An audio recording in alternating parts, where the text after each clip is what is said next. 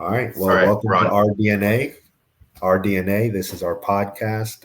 My name is Brandon Duplessie, and I already introed myself.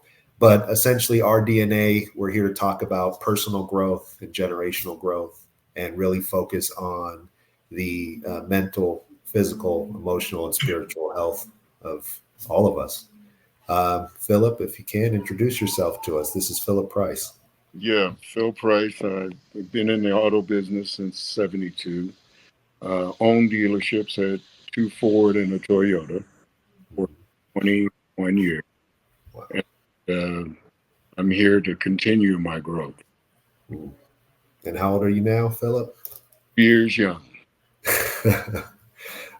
My name is Brandon Duplessie, also known as the Great Communicator. I'm 41. I've been in gold industry for almost 18 years now, and I've been in sales for about 22 years, standing. And now I'm a director of sales for a gold company. I'm David Medina. I have been doing a lot lately. I just started my own small business called the Creative Collective LLC. What we do is we network people and get people connected in the arts and creativity, mostly working with musicians right now. But I started it all because I am a published author, and that's always been something I've been wanting to do. And I met these guys through my new job in sales in gold, and just learning a lot from these guys, and I'm very excited to grow with them. Yeah, Amen. absolutely. Mm-hmm. Well, that's what brought us all together, right? Is I met Philip through our family. I was watching my son play basketball. He was watching his grandson with his family, and we connected there at that moment. And we've stayed in touch over the last few years. And David came into my life about 3-4 months ago as you started your journey into sales with the company. And David and I have had great conversations and connected about life, about sales, about work, and same with Philip. And we all had this vision to talk about it and grow together and present it to everybody. So I know, David, you had something you wanted to start with.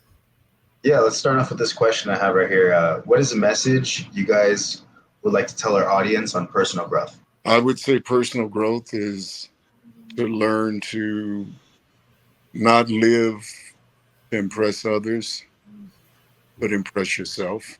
In my journey, that's been my biggest challenge because a lot of years I've been trying to impress others. I agree. I'd say with personal growth, it really, for me, for myself, it's always defined who I was. I wanted to always grow in every scenario I'm in, and I always look for growth constantly.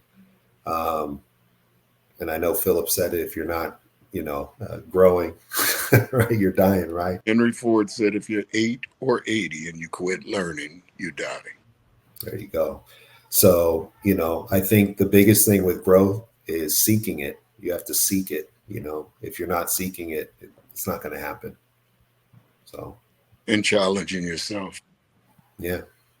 A person. The growth is internal. It's something like Philip said, you measure inside yourself, and the truth. You can't lie to yourself, right? Yep. But I would say through that growth, there's always patience. You should always have grace for yourself and kind of find peace in the storm through the growth, right? Growth is painful, right? Yeah. It's not something that's easy or typically even fun to an extent. Yeah. It's a challenge. It's something that's going to push you past the limit of patience or past your fears, past your strengths. And that's where real growth comes from. So you can't be afraid of that. And if you are afraid of it, it's okay. But that's how much closer you are to growth, right? Is you're like, don't let that stop you, that little bit of fear, right? Let that encourage you, if anything.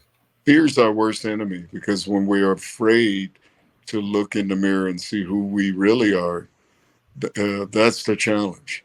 Because, when you're in your 20s, you have one image of yourself. When you're in your 40s, you have another image of yourself. And in your 70s, you see a whole different image of yourself. And what you hope to do is to grow to the point that you can share with others some of the things you've seen in your, like David is starting on his growth pattern. You're in the middle of your growth pattern. Right. I'm at the chapter of my growth, but I hope we can share and have different opinions of what that involves. I agree. I would say, yeah. What are some examples, you guys? You guys were talking general, but I think our audience would benefit from hearing some of your life stories on the ideas of growth and what challenges did you go through in life to grow and show where you are now. A lot of it is when you're younger, you're trying to impress people because you need the validation of them seeing you in a certain light. As you get older, you're trying to validate to yourself if I am the man I want to be now. Well, And tell us a little more about your story, Phillip, like kind of just a snapshot of where you were as a younger man through your 70s now, because I know you have a pretty impactful story, but just kind of sum it up a little bit from where you were and where you're at now. I grew up in the city of Oakland, California, when the Black Panther headquarters was on 73rd and East 14th, and I was on 75th Avenue and East 14th. And when my younger self, because the impressions we get is whatever was in our community. I was watching a documentary on TV the other day, and they were talking about Oakland, Ward Brothers, and all these names that I knew because I grew up in Oakland. But they made their reputation not doing it the right way, doing it being drug lords, that kind of stuff. But in the inner city, there's good money and there's bad money. But when you're young, you're in 17 and teens, you think that's the road you have to travel in order to accumulate wealth. Well, you don't. Not all money is good money. All money is not good money. That's right. And so I discovered the car business. I met a guy named Al Lagans, and he was the first Black man I'd ever seen wearing a suit and tie. He was the first guy I ever met that was in the car business. And at that time, he was dressed very, very sharp. And I says, well, what do you do? And he says, well, I sell cars. And I said, well, what kind of money can you make selling cars? He said, well, last year I made $100,000, which in 1972 was a tremendous amount of money. Just to give you some backdrop, you could buy a house in the Bay Area that sells for $2 million now for $59.9. Yeah. That's how big that was. Damn. So when I saw that, so I went all around Oakland and the Bay Area trying to get a job, but nobody would hire me. This was a period where they weren't giving Blacks a lot of opportunities. I saw my first Black policeman. I was 15 years old. And his last name was Lomax. I'll never forget it. And because I'd never seen somebody in power. Where'd you see him at? He was patrolling the area where I was at my cousin's house. Okay. And he was at the store and he was being friendly with us, and he was new, and we're teenagers, and well, how long you been a policeman? I mean, because we had never seen a Black policeman. Right. I understand this is the 70s. Yeah, a Black man with power essentially in that position was probably very rare. Policeman or a fireman. We never saw that. And so I remembered his last name being Lomax because I saw his badge on his shirt that said Lomax. And later on, friends of mine that I went to high school became, like one, his name is David Jones. He became I think he got as high as captain in the Oakland Police Department. So some of my friends after graduation went into law enforcement. So the first time in your life, essentially as a teenager, you're seeing a Black man become a cop. You're seeing a Black man in a suit and tie who's making $100,000. Uniform, you got 20s. And yeah, it was like, wow. I mean, you got to understand, if this wasn't something we had seen before. Think about that. So are you seeing opportunity? Like as soon as you see that, are you seeing opportunity for yourself? Yes, because I came up when affirmative action was really big. The government said, well, we want to give minorities an opportunity.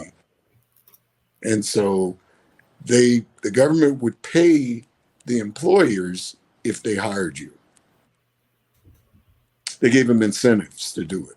Is that how you got your first car dealership job then? Well, it's a funny story. I'd been everywhere and I was discouraged that nobody would hire me. So you've been rejected already. You went to a Oh, few interviews, or what was that like? You're just walking in asking for a job? my first job in the car business was with a company called Spartan Dodge in San Jose, California. I called and asked to speak to the general manager of the store. And this is how the conversation went. I said, I'm a black man, and if you got a problem with that, I don't want to waste my gas driving all the way down to San Jose. And the guy on the other line, his name was John Cody, said, who in the hell are you going to call me and ask me like that? I That's said, what you well, start with? I've been to so many dealerships, they wouldn't give me a chance. And his reply was, if your ass is that bold to talk to me like over the phone and you don't know who I am, drive on down. I want to You got meet a job. That's funny. you. Got a job. And I went down there. And my first month in the business, I was the top liner. Liner was you meted and greeted the customers, but you didn't talk facts and you didn't talk numbers. You just was the nice guy. Show them, pick out the car you like. Then my manager will show you numbers. Got you. And I was the top liner. My first month in the business, I made $3,400. If you made in 1972 $3,400, what does it equate to today in value? And they said $28,500. That's a nice check. That's Think that's about a year. That's a salary. Yeah, that's a lot. That's a year's salary. Oh, give you some examples. You could buy a drink of alcohol, 75 cents. Damn. Gas was about 40 cents. Bread was 40 some cents. And You'll 70. never forget that first big check. Oh I still remember my first big check. It was Yeah. $25,000. It was $25,000 in 2006. So I don't know what that would equate to now, but either way, It was a lot of money. it's a lot of money. Changed your life and it changed your perspective. 100%. I left a job being a warehouseman, making $1,100 a month. So $550 every 2 weeks, and I was living good. But $3,400 dinner for two would cost you $15 at a good restaurant. Think about that. My apartment in San Jose was $125 a month. Wow. So that was your first check. Yes. Fast forward, where did you end? Where did you get to? Well, I became a dealer. I walked into Ford Motor Company, and typically they wouldn't hire you unless you have management experience, which I had none. I was a salesman. So they said, well, what is your management experience? I says, I have none. They said, well, we usually don't give a person a chance unless they have experience. I said, well, here's my W-2s for the last 3 years. And their reply was, they pay you that much money to sell cars? I go, yes, I'm the best. Okay. My top year, I made close to $300K in 1987, 88. Wow. I bought a house I was going to say you could buy a few houses back then. I Absolutely. bought a house that right now is valued at about 2.2. Wow. I paid $315,000 for it. I kept it for a year, and I sold it to buy the dealership, and I sold it for $690,000. Now I put about 100 into it, just so you understand. Right.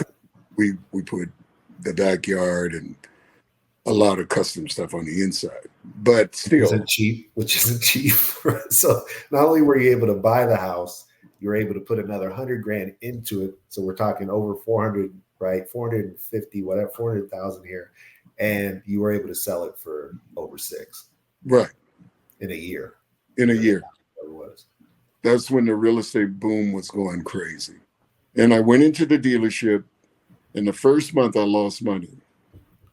The guy named DM Coleman called me. He says, Phil, what are you doing up there? I said, well, I'm trying to learn to read all these forms. And he says, well, we didn't give you no effing chance because we thought you were going to know how to read no damn forms. We gave you a chance. We thought you could sell cars. Here's the deal. I'll send somebody up there to read you those goddamn forms. But here's the short version. If it's got brackets around, it means you lost money. If there's no brackets, that means you made money. Go to work. Look at your line 7. If it shows you got a profit, then we're good. My second month in the business, I made $28,000. I thought, I could went to the moon, because what I started doing is I was in a town called Red Bluff that's 99% white. Northern California, right? Yeah. And my wife was a tall, German, blonde, blue-eyed woman. And it was in the 70s, it was known for the John Birch Society, which was a real racist group. And I went up there, and I pulled out the dealership, but I'd only owned it for a month.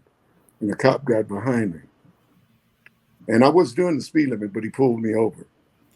And he says, I said, well, my name is Phil Price. I just bought Red Bluff Ford.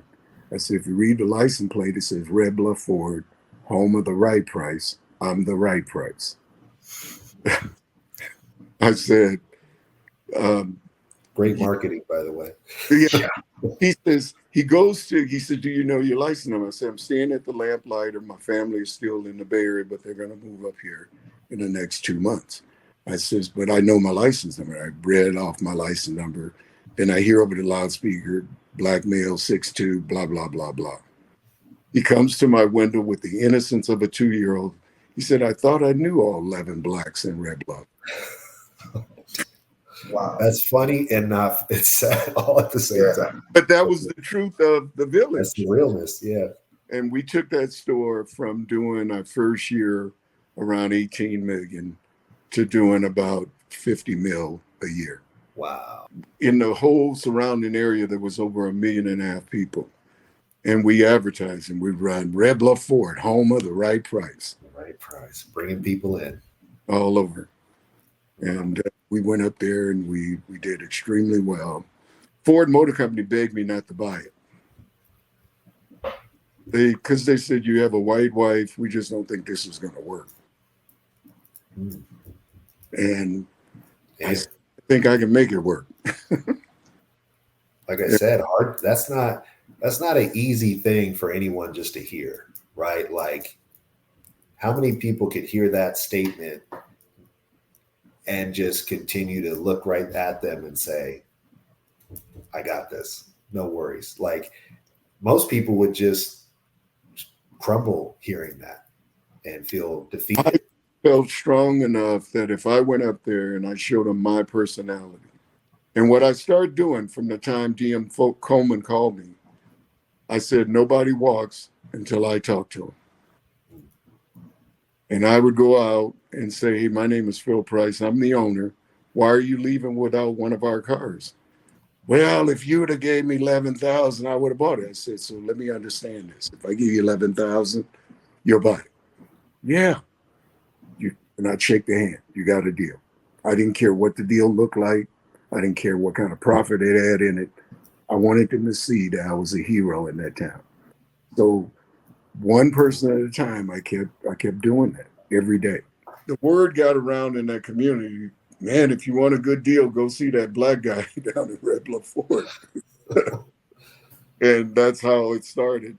And I made because a lot of people would share with me, I was the first black person they knew up close and personal, and especially as a business owner. I knew I had to impress them with who I was as a person. And it was a great challenge. It was fun. It was exciting to break down those barriers. I'll tell you one other, the sheriff of the county, his name was Lyle Williams. I'm at a chamber meeting. I go, yeah, Lyle Williams just bought a car from me. And a guy named Bill Miles, who owns Miles Chamber Glass up in Red Bluff, says, "Stole a car to Lyle Williams." And I go, "Yeah, Lyle bought a car for me last night." He said, "Phil, do you know his history?" I said, "No, he's just a nice older man. And he sat in my office. I sold him a new Explorer and he's happy and blah, blah, blah." He says, "Phil, he used to chase black people out of Tame County." He said, "I told everybody you wouldn't make it here." He says, "In your face, if you can sell Lyle Williams a car, you're going to make it here." And that's what I did. Because it was beautiful to be able to show people what we could. What do you felt gave you so much confidence to face that without, because it's not an easy task, what you're talking about, even though you talk about it so easily, but to turn someone who used to run black people out of the town into somebody who is, honoring you in a sense, that takes something different. Like that takes a mindset and a personal, and like you said, yourself.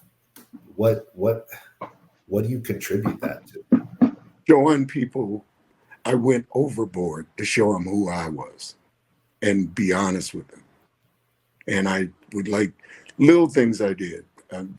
Whether if I saw you sitting at a desk, I went over and introduced myself to you. And I spoke to him. And they go, "He's the owner?" I go, "Yeah." They go, the salesman go, "Yeah, he's the owner."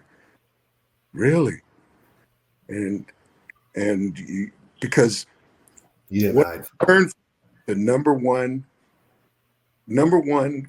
a guy named Bert Bachman owns the number one Ford dealership in the United States and the world. And it's in Sepulveda, California.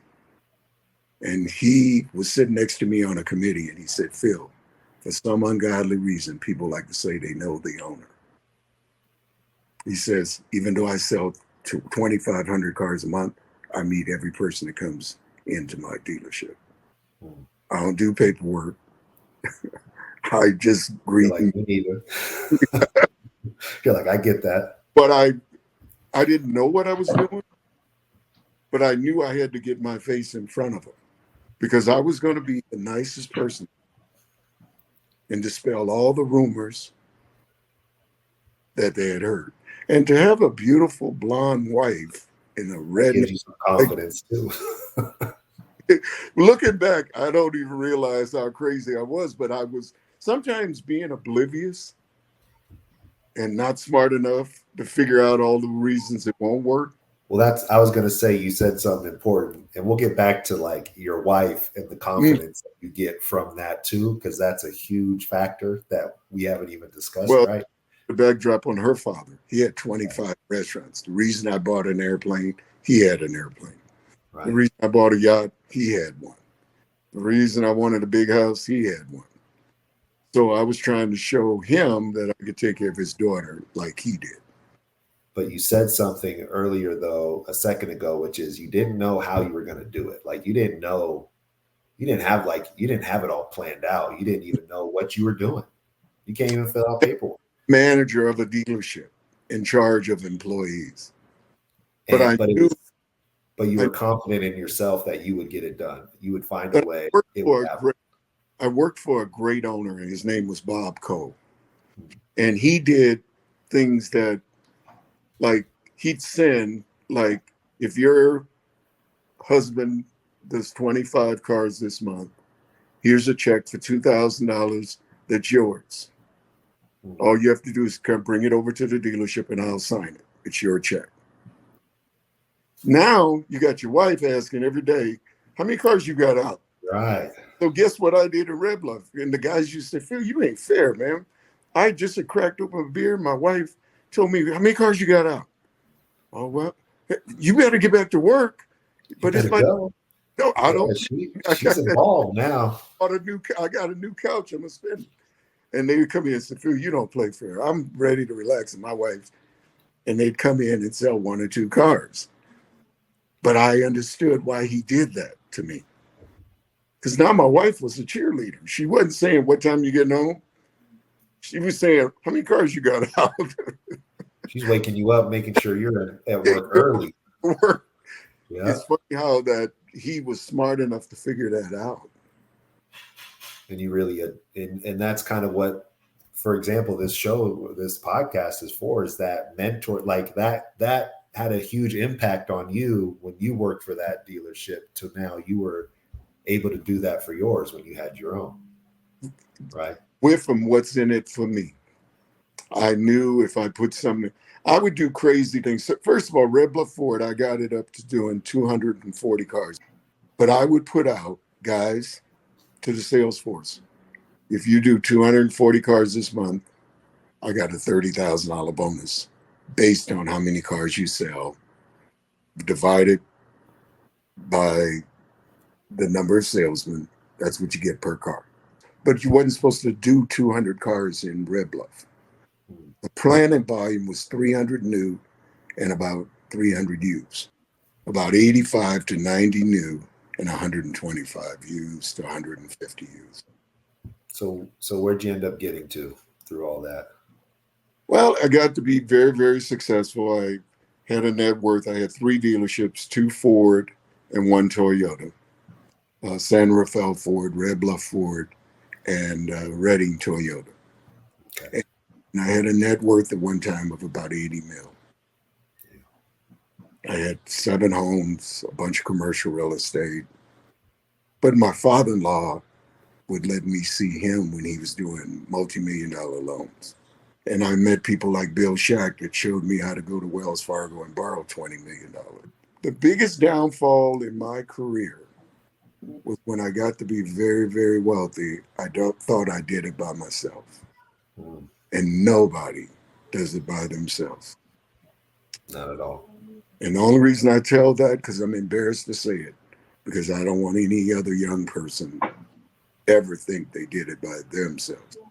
You people helping you all along the way, my wife, my kids, my friends. It was just a ton of people. But when you start a conversation with me, I, that's where you end up. Yeah. And you could let me know what you think about this, but so you would say you had a lot less gratitude when you were younger, right? I had one thing that I would not wish on anyone. I had ego etching God out. Yeah, that's good. Ego is bad. Pride is bad. And that's from an old G. Ego is not good. My heroes today are people that are humble and they give all the glory to God and they don't even want the spotlight on you. Guess what happens when you do that? People want to put the spotlight on you more because they want you to have more success and more happiness. I think I happen to go to church today, so it's fresh on my mind, but it's like there was a quote, and I'll go back to it, but essentially he said, out of 100 men, 1 man will read the word of God and the other 99 will watch the Christian. And essentially it's that demonstration, right? They're going to really see, okay, who are you? Okay, you read this word, but let me watch you and see who you're really going to be. And as you are that person that people want to watch, and they want to learn from, and as you continue to do that, they'll want to shine the light on you. It's already on you if you're doing it the right way. Well, I got to share this with you guys. My mom used to say to me, God rest her soul, she's in heaven. She used to say, you don't get it, son, do you? And I go, what do you mean, Mom? I bought you a new house. You hear the conversation. I bought you a new house. I did this. I did that. She says, you don't get it, do you, son? She says, you never give God the glory. You never give your family the glory. You take all the glory. That ain't the way to live, guys. God does everything. He enables you to get those things, and your family and all the people that poured into you. because I didn't get there by myself. But in my mind, I thought I did. And all the people God put into your life, Oh, right? amazing people that I met that gave me the courage. Al Laganza, I'll never forget that man. I mean, think about it. I'd never seen a person in a suit. I grew up in East Oakland, man. It was pretty rough. I mean, we didn't, my mom cleaned houses and my dad was a janitor. To even make it where I made it, think about it. God had to have a hand up. Some hand in it. And to meet my wife, I remember the first time I went to their summer vacation home and we landed in their airplane. You gotta understand, I came from East Oakland. I ain't seen nobody do this. And they parked the airplane right in front of the house. We go Pulled up. out, I get out. Then it was my girlfriend, my wife, gets out. And it's on the San Juan Islands. Got big yachts out there and people living. And some of the richest people lived on this island. Peter Garris, who was the second biggest potato farmer in the U.S., was the main person of the island. And then Crawley Maritime, which was a big maritime company. Yeah, across the runway. The runway went right through the island. That's crazy. It was crazy. I called my friend. I said, I've been high, but I ain't never been this high. Because I never seen nothing like that. I ain't been there yet either. David, are you flying into any private islands right now? I haven't flown in years, and it was definitely not private. Not to an island. That's great. But I ended up owning a jet and all that stuff because of my father. Seeing my white side of the family, who my brother-in-law was an investment banker, graduated from Harvard. His first job out of Harvard, he was at Morgan Stanley. He was making $1 million a year. Damn. Then he went to a partnership with Morgan Stanley, and he was at probably $10 million a year. Wow. He went into private investments as a full-blown partner. And we'd be at Thanksgiving dinner, and I'd be talking about, oh, yeah, I sold 200 cars, and we did about $4 million this year. And he said, oh, Phil, we did a building right downtown in Seattle. Where I they think park those cars. I think we financed 800 mil on it. Okay. 800 mil. Oh, and in Thailand, we got a resort we're doing the financing and $2.8 billion. Okay. Wow. Think about what his commission must have been on as a partner. Let's say it's. As I hear you say all these things, I think of the opportunity that you just kept seeing and that was in front of you and that was surrounded by you, right? Because not everyone gets into that situation. My brother-in-law builds custom homes.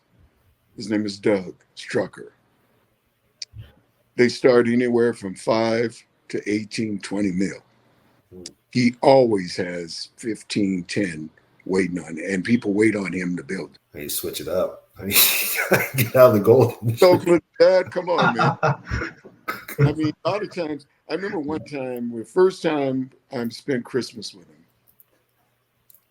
him, Terry and I went out and bought gifts for her mom and her sister and a few people, right? Jim had presents. The living room had those like 20-foot ceilings and this big old huge tree, and there was presents everywhere. And I'm thinking I might have one or two underneath there. I have 10 presents from Nordstrom. A whole different. Sure. Not even Nordstrom's rack. None. No. I'm like, damn. And literally, I went in the bathroom and I started crying because one of my best Christmases, I got a used bike and a basketball. To see this in this other life, it was just crazy to me. I couldn't comprehend it. I mean, it was so above where I'd ever seen life to be. But that propelled me because my wife was just so organized and such a great, but she saw her dad do business. Because I turned down Red Bluff Ford at first. I said, it ain't gonna work. I don't think it makes sense. And she said, but you didn't talk to me about it. And I go, well, I saw it and I just don't think it's a good idea for us. She says, "What color are the people you sell all those Jaguars to?" I said, "Well, they're white." She said, "Well, excuse me?" I said, "Yeah, they're white, but they're different whites." She said, "Phil." He ended up getting in the car business. My father-in-law. When I first met him, we met at a restaurant. He says, "What do you do for a living?" I said, "Well, I sell cars."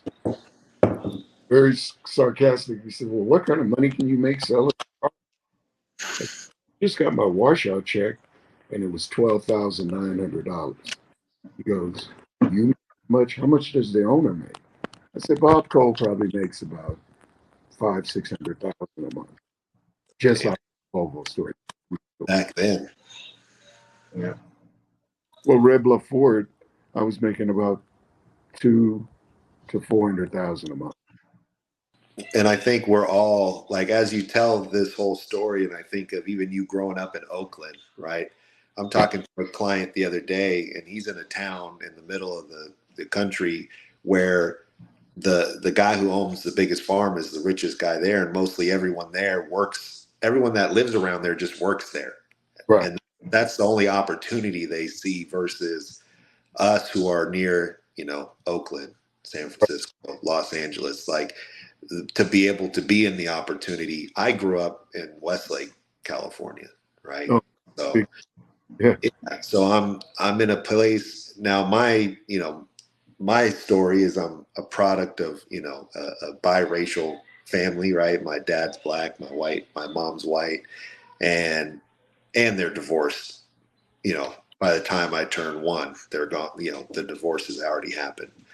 So here's my white mom raising her two black kids in a white neighborhood, right? Wow. So now that came with its own struggles, but at the same time, I got to grow up. We could go to Malibu in 30 minutes. Like I'm in a really great place and around a lot of great wealth and experience. And I was the kid that was left after school, waiting long, sitting while it was raining for my mom to come because she's working and I have to wait till she's done at work. That was it. So by the time I'm growing, if I wasn't around this type of environment or even have the opportunity to see these other people be able to make that money, I, again, I feel blessed that I had that opportunity, right? Even you, David, you're what, 25, right? Yeah. And you're around a scenario where you can, reach into your side of your artistry and your passion to help others with the creative collective, right? Yeah. And also work in an environment where you can make world-class money and learn and grow. So I feel blessed that I grew up in the area I did. And I remember when I first started out in sales, my closest sales job, I worked for a storage unit company. And I was at the front desk, and when they came in, my job was to show them around and sell them their storage that they were looking for and make sure they had the right size storage for their family and their needs, right? So it was based on the client, and my job was to help them. So as I grew up in this environment and I'm seeing all these people that are coming and how much I'm shocked that they're spending like $500 a month for a storage unit. I'm like, how can they even afford that? Like it's mind blowing to me. Right. And at the time, I was just continuing from there. I was like, okay, well, I did this. So I used that to move to my next sales job. I was like, okay, well, this is sales. So when I was looking for new jobs, I saw a place that sold credit card processing machines, like that you swipe your card with, right? Those machines, they sell them to everywhere. It's a merchant services. And they were like, have you done sales? I was like, yeah, I did sales, So I had never done phone sales though. But I told them, I was like, yeah, I call people to get their payments. I'm always doing things, answering the phones. So that got me into this sales job for a merchant company where I'm calling businesses and getting them to buy these machines. So I used that to then get into insurance, which at 20 years old, 21 years old, selling insurance seems like very lucrative business. And you realize like I could get a residual income for life off of someone paying their insurance type of thing. And then you see these guys that are 40 or 50 and they're retired essentially, and they just are making this money coming in, flowing in. So I tried really hard at insurance, but at 20 years old and not really knowing people, they were like, "Oh, ask your family, ask your friends." I don't have much friends, and my family's poor, so it was like I grew up in Westlake, but I didn't have that, family that I could reach into for money. But through my process of trying to get higher and higher, I finally got to mortgages. And I went in for an interview, and Danny DeSeuss, who I'm with now too, he asked me a question. He says, "Have you ever made over $100,000 before?" And I was like, "No, but if I was given the opportunity, I would." And he was like, "Okay, well, here's your opportunity." And he hires me for a sales job at Town and Country Credit, which at the time they were one of the biggest, largest subprime lenders in the industry. And not only am I having my first son 3 months after I get the job, but I just got married. I just moved into a rental, but it was a nice house. And I had all this responsibility at 21, 22 years old that I had just brought myself. And Town and Country Credit closed down. I think it was May of that year, and my son was born in April. So it was like May or June. So my son was just born. I had just got this job. I just upgraded my life, and the company shut down. Not only did they shut down, but men in black suits came in. Yeah, we got shut down. It wasn't like just go home, a sick day. It was like they stopped our meeting. They stopped Danny DeSeuss in the middle of his thing. And they said, "You guys have 30 minutes to pack your stuff and leave." Period. Wow. And I'm on the street with a box and my whole group, and I just lost a job. I got nothing. And Danny says, "Don't worry, I'm going to get something for us." He calls us either that night or the next day and says, "Hey, show up at this location. We have a new place we're working." We're like, "Okay, great." I show up, and it is one of the worst offices to this day I've ever worked in. It was just a long hallway with dirty carpet and a bathroom that you could smell throughout the whole thing, with a few offices on the side, no windows, just one in the front. And he's like, "Hey guys, welcome, welcome to this new company, First Empire Financial." And at that point, there was no salary. This was now working for a broker. So we worked for the bank before, where we would get a paycheck and you get your salary, and based on how much you do, you get a bonus. But you have security. Now Danny gets us to a job where there's no bonus, there's no salary. It's what you kill is what you eat, kind of thing, right? So it's like, if you don't find a deal, you don't get paid. You don't get paid. You got no money. You don't get paid. So here I am. I have a newborn, just married, and I'm like, this is the job. Now I'm taking one of the biggest risks. How people right now don't want to have a commission only job. Most people, very few want to even take that risk on. And I had everything weighing on my shoulders, but I just went for it. I started pounding the phones and just not looking forward. People started dropping like flies. People had excuses. People were unhappy. I didn't have a chance to do that. I couldn't be unhappy. I couldn't make excuses. I couldn't complain about the leads. I couldn't do any of that. I had to just focus on my goal. And about a month and a half to 2 months in, I will never forget it. I call this town called Crestline. It's in California. It's kind of by Lake Arrowhead. It's up on top of a hill and has a small lake. It's a really nice community, but most people have never heard of it. I get 3 deals in Crestline, which I don't know how they all end up coming from the same place, but that lead list or those phone numbers were great. And I ended up making $25,000 that month. Wow. And like I said, that was the first 25 grand I'd ever made. It was much more than my salary was going to be at, the other job. And that's when I knew I could do it from there on out and take risks and bet on myself. to be able to achieve that goal, right? And through that, I stayed in mortgages for 2 years, and that's when the 2007 time frame happened. And if you know about it, at that time, that was the downturn of the mortgage industry and the housing market. By 2008-9, things had really collapsed. It So, totally more repos and foreclosures in the United States has ever. man, they had loans that we were offering people where they could pay their principal and interest, they could pay interest only, and they could pay a part of interest. So they could pay like a fraction of the interest, and every bit they didn't pay would just tack on to their mortgage balance.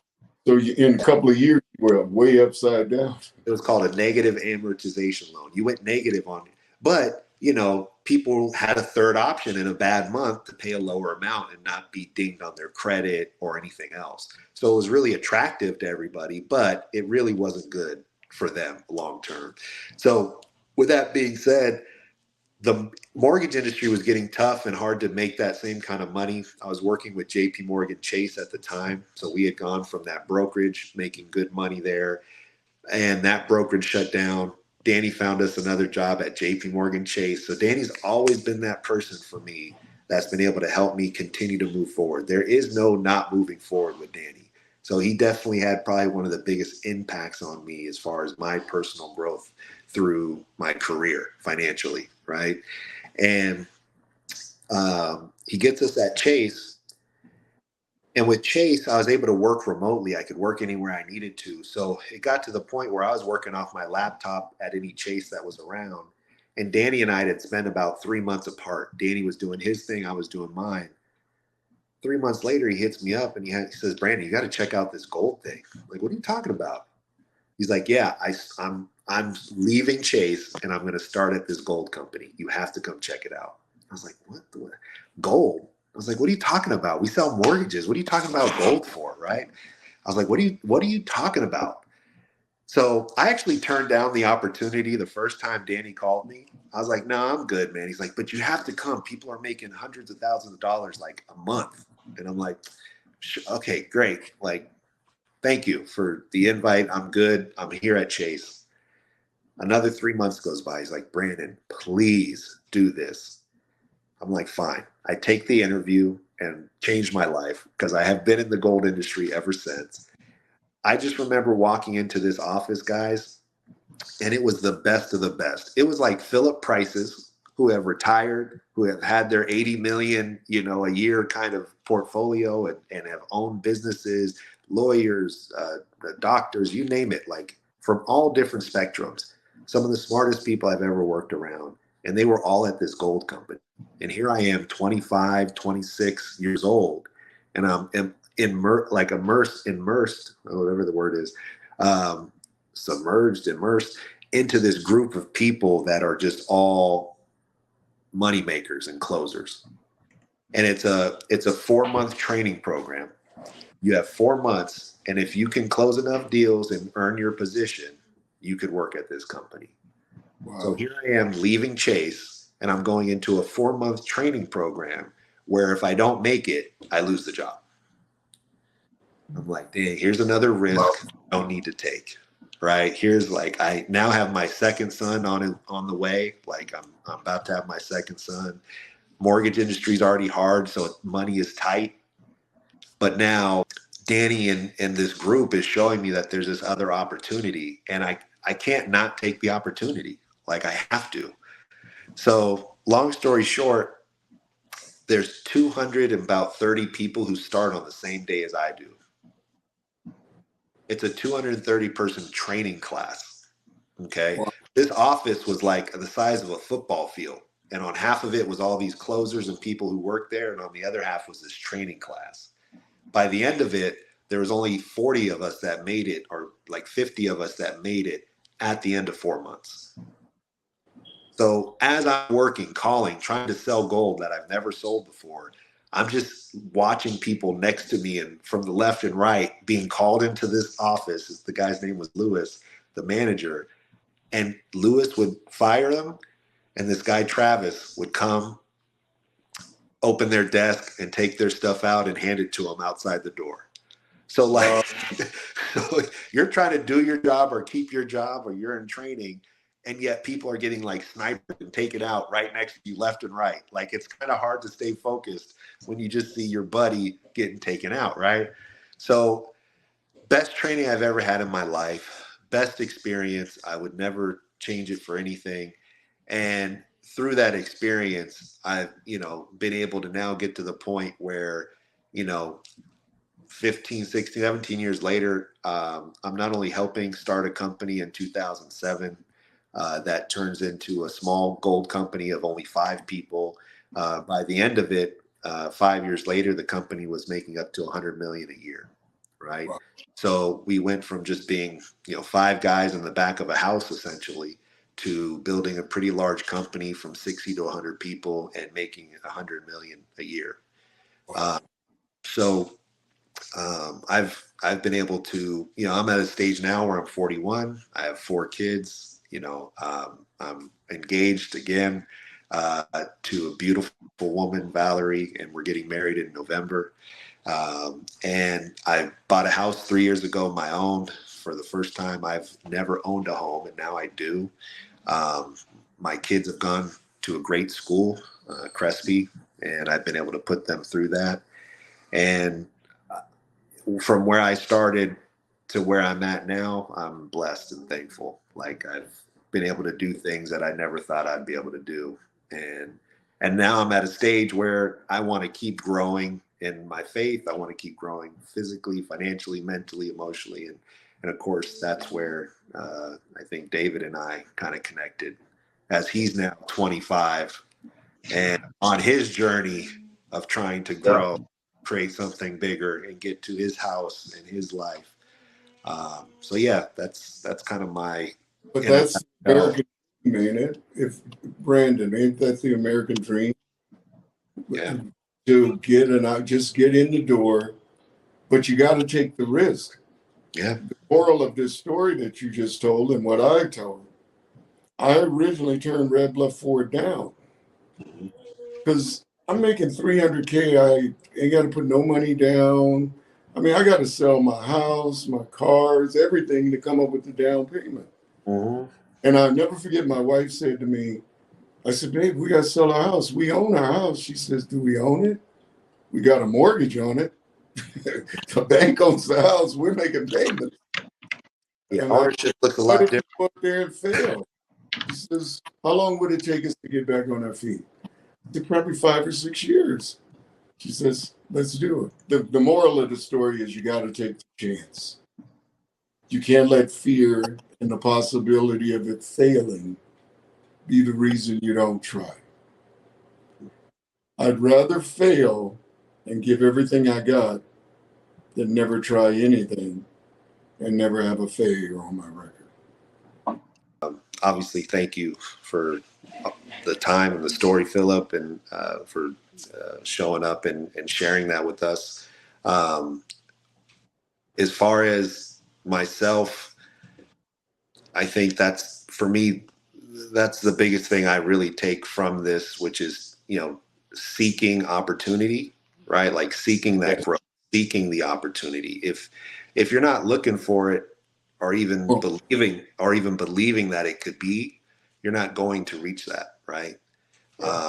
And that doesn't mean you don't take some L's along the way, which are all different types of lessons that you learn, right? But expect that. I coached basketball for a short period of time, and I make sure kids understand you're going to miss a lot of shots. That's part of the game. If everyone made the shot, it wouldn't be much fun of a game to watch. Right. It's like, okay, well, what are we doing here? So it's like, you're going to miss more shots than you make. So don't let those misses keep you from shooting the next one. That's it. Let's do this again, and let's enlighten people to all the possibilities that life. Awesome. Thank you again, guys. Yeah, all right.